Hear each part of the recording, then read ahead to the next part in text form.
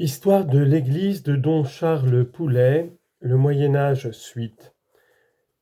Troisièmement, le christianisme au VIe et au VIIe siècle. Chapitre 1er, le christianisme dans la Gaule mérovingienne. Premièrement, l'épiscopat. Tandis que jusqu'alors les évêques étaient nommés par le clergé et le peuple de la cité, on voit à l'époque mérovingienne les rois recommander, c'est-à-dire imposer aux électeurs leurs candidats. Souvent, ils se laissent influencer par des grands, par des femmes, par des présents. En vain protestent les conciles d'Orléans en 533 et 536, de Clermont en 535, de Tours en 567. Seul le synode de Paris en 614 eut quelque effet. Clotaire II porta alors un édit qui rendit les élections à peu près régulières sous son règne et celui de Dagobert Ier. Il faut d'ailleurs le reconnaître qu'en général, les rois mérovingiens choisirent les candidats les plus instruits et les plus vertueux. Plusieurs de ces évêques furent de grands saints, tels Éloi de Noyon, Ouan de Rouen, Léger d'Autun, etc. Bien plus, il ne craignait pas d'attaquer les mauvaises mœurs et la cruauté de ces princes encore barbares. On voit par exemple Germain de Paris excommunier Caribert qui a épousé une nonne, Marco Veffa. D'ailleurs, l'Église prescrit aux évêques des obligations. Saint Césaire les a codifiées dans ses Statuta Ecclesiae Antiqua. Les conciles les rappellent périodiquement. D'après ces documents, le pouvoir épiscopal est limité, premièrement par le synode provincial composé des évêques de la circonscription métropolitaine. Deuxièmement, par le presbytérium ou conseil des prêtres de la cité, que l'on doit consulter pour les affaires importantes, par exemple pour l'établissement des listes des nouveaux ordinants ou pour l'emploi des biens d'église. L'influence de l'évêque n'en reste pas moins considérable.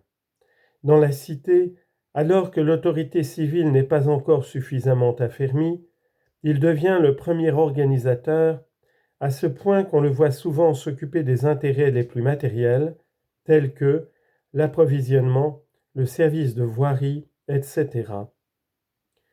Le gouverneur ne vient qu'après lui et peut encourir son blâme. D'autre part, l'évêque est grand propriétaire. Ces biens ecclésiastiques proviennent en grande partie des donations faites par les rois et leur entourage, par les prélats et les clercs, et aussi par une foule de tenuiores. En ces temps-là, de foi profonde, donner à une église ou à un monastère, c'est donner au saint patron qui la régit et s'assurer son intercession.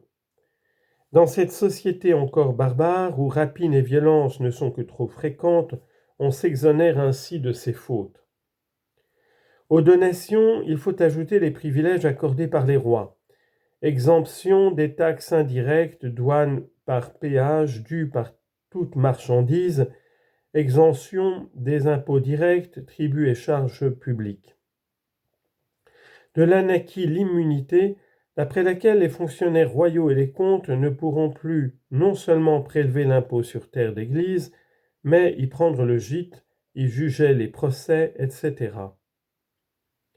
Parfois encore, les rois concédaient aux églises des droits fiscaux.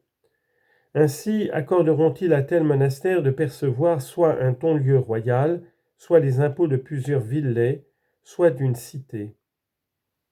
Or, les droits acquis à cette époque passeront en coutume. Par contre, déjà aussi se prennent les habitudes de spoliation. Les grands obtiennent du roi qu'il leur concède des propriétés ecclésiastiques. Souvent, on sollicitera l'évêque de concéder la jouissance d'un domaine à titre de précaire, iure precarii, au protégé du roi. Comme celui-ci devient seulement usufruitier et non propriétaire, l'abus semble moins criant. C'est un vol déguisé. Tel est le procédé qui permettra bientôt des sécularisations considérables ou qui les régularisera une fois accomplies. Pourtant, les biens ecclésiastiques recevaient des usages religieux rangés par les conciles sous 4 chefs. Premièrement, l'entretien du clergé. Deuxièmement, celui de l'évêque. Troisièmement, la construction et la réparation des temples. Quatrièmement, le service des pauvres. Cette dernière attribution doit être soulignée. En un temps où l'assistance publique n'existait pas, l'Église en faisait tous les frais. Les pauvres, les infirmes et particulièrement les lépreux vivaient sur la manse épiscopale. Ils constituaient une véritable corporation dont les membres se désignaient sous le nom de matricularii parce qu'ils étaient inscrits sur un registre ou matricule. On avait pour eux en chaque ville épiscopale un hospice. L'évêque protégeait aussi les faibles et les orphelins, il leur servait de tuteur, en sorte que les comtes eux-mêmes ne pouvaient les citer en justice sans l'avertir. Il les faisait défendre devant les tribunaux par son archidiacre. L'évêque veille encore sur les prisonniers, souvent il les fait sustenter par sa maison ecclésiastique et s'emploie auprès du comte pour obtenir leur délivrance. Enfin, sans condamner expressément l'esclavage, ce qui eût occasionné une révolution sociale, l'épiscopat veilla à en supprimer les abus. L'Église frappe d'excommunication le maître qui mettrait à mort son esclave sans l'approbation du comte ou du juge. Elle proclame la légitimité des mariages entre esclaves, grand moyen de moralité. Elle veille à ce qu'ils ne tombent pas aux mains de païens ou de juifs. Bien plus, elle prône l'affranchissement comme une œuvre de miséricorde. L'acte s'encadrait dans une scène liturgique. C'est en présence du clergé et devant l'autel que le maître livrait à l'évêque son esclave, et dès lors, affranchi, celui-ci passait sous le patronage de l'Église. Cependant, sur les domaines ecclésiastiques, l'affranchissement demeura rare parce qu'il ne souffrait aucune espèce d'aliénation. Mais il faisait bon vivre sous la crosse. Une telle importance de l'épiscopat explique qu'il se soit transmis le plus souvent parmi les vieilles familles gallo-romaines où s'étaient réfugiées la culture et la civilisation. Une autre caractéristique de cette époque est l'importance donnée aux conciles régionaux et nationaux. Bien que la suprématie papale ne soit pas discutée, les rapports avec Rome demeurent assez rares. On lit en note, l'influence romaine persiste cependant, la correspondance de Saint Grégoire suffirait à le montrer, fin de note. L'Église franque y supplée de son mieux, par des assemblées du clergé où se débattent surtout des questions disciplinaires, observance du jeûne, célébration des fêtes, extinction des pratiques magiques ou superstitieuses. 2. Le clergé.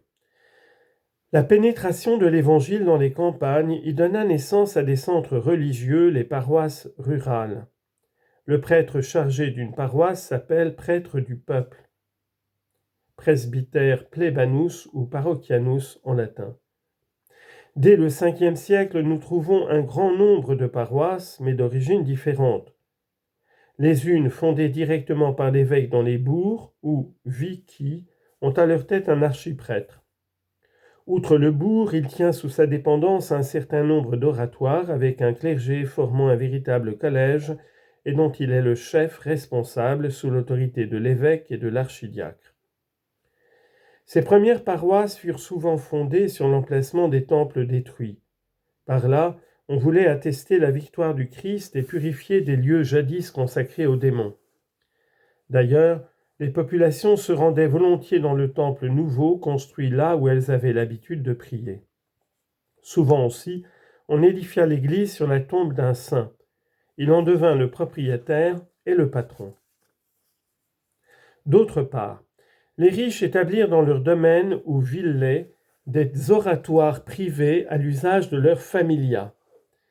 Ils devaient fournir à leurs clercs nourriture et vêtements. Il y avait péril que ces oratoires enclavés dans la paroisse ne s'affranchissent de la soumission hiérarchique pour tomber sous la tutelle oppressive du grand propriétaire. Aussi voit-on le concile de Vaison en 529 défendre à ce clergé de conférer le baptême et la pénitence. Pour la même raison, l'Église voulut interdire l'ordination des esclaves ou des affranchis trop dépendants de leur maître. Ce recommandé fut illicite pour les clercs et prêtres de condition libre. Mais par une progression inévitable, le patronat ne cessa de s'étendre au VIe et VIIe siècle. Le besoin de protection amenait les prêtres, ceux mêmes des paroisses, à se placer sous le main-bourg du seigneur local comme évêché monastère sous le main-bourg royal. Ainsi commence dès le 7e siècle la sécularisation des paroisses. Les grands propriétaires usurpent l'administration des biens et surveillent le clergé. Souvent même, ils prennent le titre d'archiprêtre.